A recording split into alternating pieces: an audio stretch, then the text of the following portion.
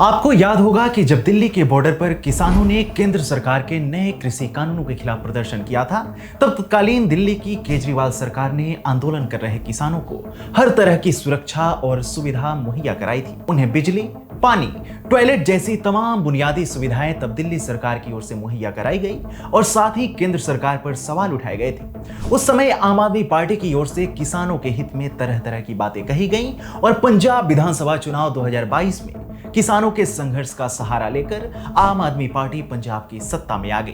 Party ने किसानों के हित में कई वादे किए, उनकी मांगों को पूरा करने और कराने की बात कही, लेकिन सत्ता में आते ही स्थिति बदल गई, जिसके बाद किसानों ने खुद को ठगा महसूस किया और अपनी मांगों को लेकर प्रदर्शन करना शुरू कर दिया। लेकिन बीती रात को 13 महीने से चले आ रहे इस आंदोलन पर भगवंत मान सरकार का कहर टूट पड़ा।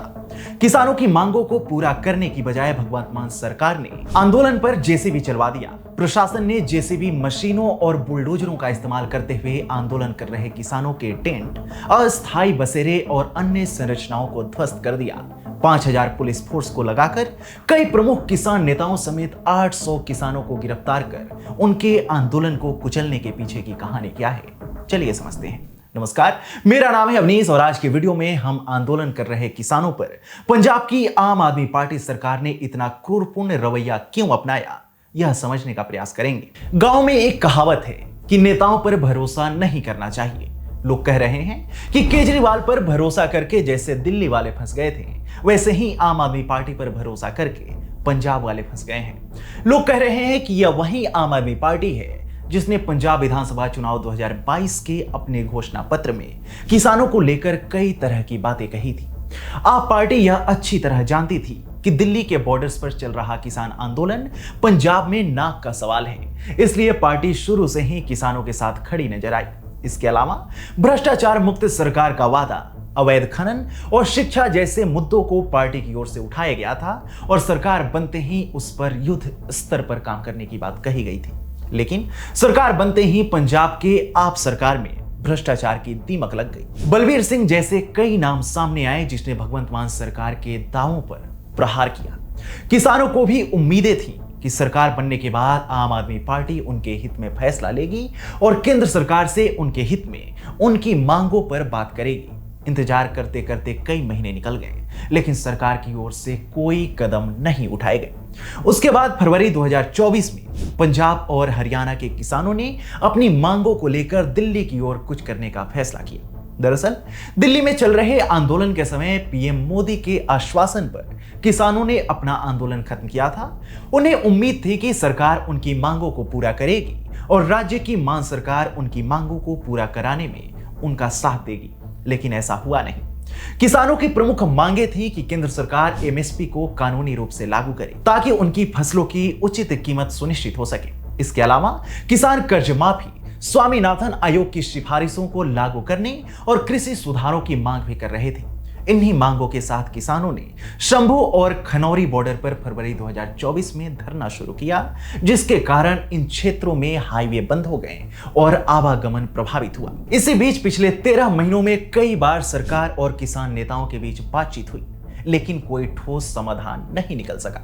इस दौरान किसानों ने सड़कों पर डेरा डाला, टेंट लगाए और अपने आंदोलन को मजबूत करने के लिए संगठनात्मक ढांचा तैयार किया। बीच में पंजाब के सीएम भगवंत मान की मुलाकात भी किसान नेताओं से हुई।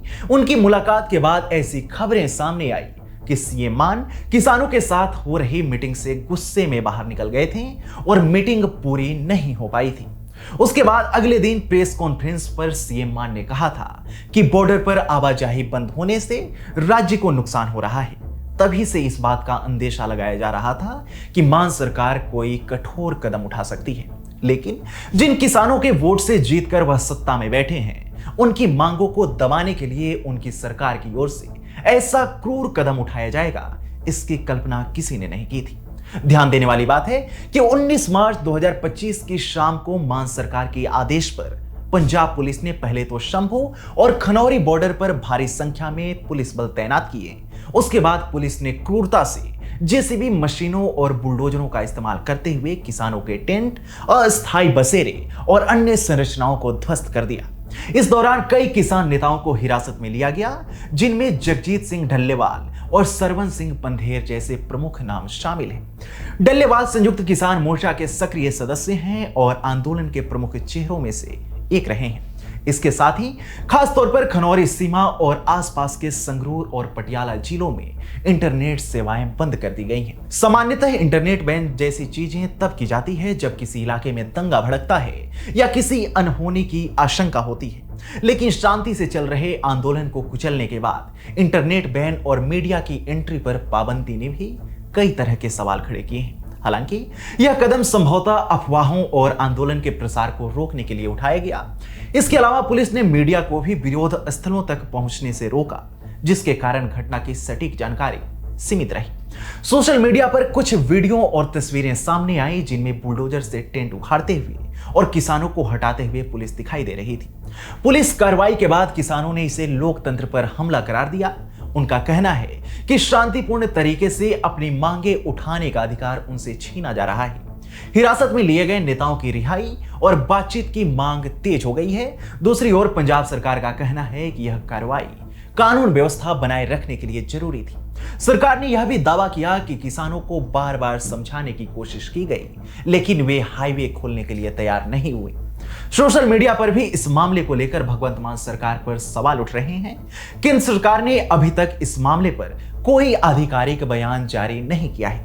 कुछ राजनीतिक विश्लेषकों का मानना है कि केंद्र इस मुद्दे से दूरी बनाए रखना चाहती है ताकि किसानों का गुस्सा सीधे तौर पर उस पर न भड़के और बीजेपी को इसका खामियाजा अन्य राज्यों में न भुगतना पड़े। सामाजिक स्तर पर यह घटना एक बार फिर से किसान समूह और सरकार के बीच विश्वास की कमी को उजागर करती है। मान सरकार की इस कार्रवाई से किसान आंदोलन 2.0 अब एक नए मोड़ पर पहुंच गया है।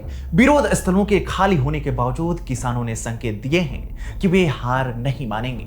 उनकी मांगे वही हैं और वे सरकार से ठोस आश्वासन चाहते हैं। दूसरी ओर सरकार के सामने चुनौती है कि वह इस मुद्दे का हल कैसे निकाले ताकि भविष्य में ऐसे टकराव से बचा जा सके। शंभू और खनौरी बॉर्डर पर हुई यह घटना भारतीय लोकतंत्र और किसान आंदोलन के इतिहास में एक और अध्याय जोड़ती है। यह सवाल उठता है कि क्या सरकार और किसानों के बीच संवाद की कमी ही इस स्थिति के लिए जिम्मेदार है, या फिर यह एक गहरी समस्या का संकेत है जिसका समाधान केवल नीतिगत बदलाव से ही संभव है। समय ही बताएगा कि संघर्ष का अंत कैसे होगा।